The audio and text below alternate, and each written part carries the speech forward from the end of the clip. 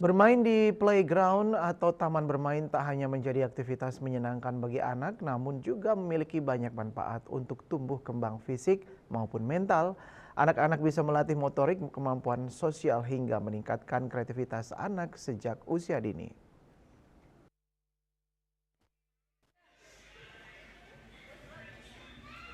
Bermain di playground memberikan banyak manfaat bagi tubuh kembang anak.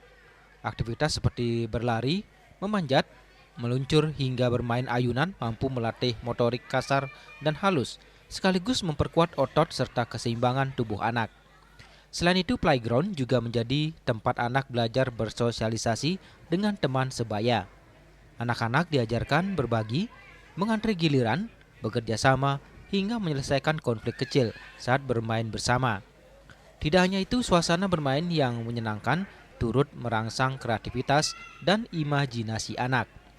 Berbagai permainan mendorong anak menciptakan skenario bermain sendiri, sehingga membantu perkembangan saraf dan otak.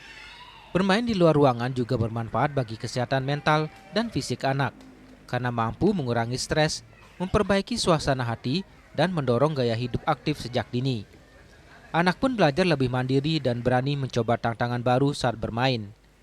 Ditemui saat menemani anaknya bermain di salah satu playground di Kecamatan Kediri, Tabanan, Kadek Ayu Mas Yulia Stari asal Pangkung Tibah, Kediri, Tabanan mengaku rutin mengajak anaknya yang berusia 3 tahun bermain di playground untuk membantu melatih motorik dan perkembangan otak anak. Karena untuk ini melatih motorik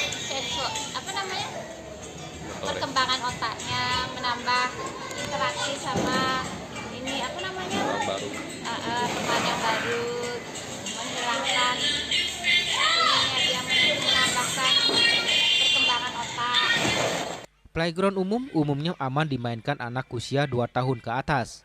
Sementara area khusus bayi juga sudah dapat diperkenalkan sejak usia 6 bulan dengan pendampingan orang tua. Indrawan, Balik TV.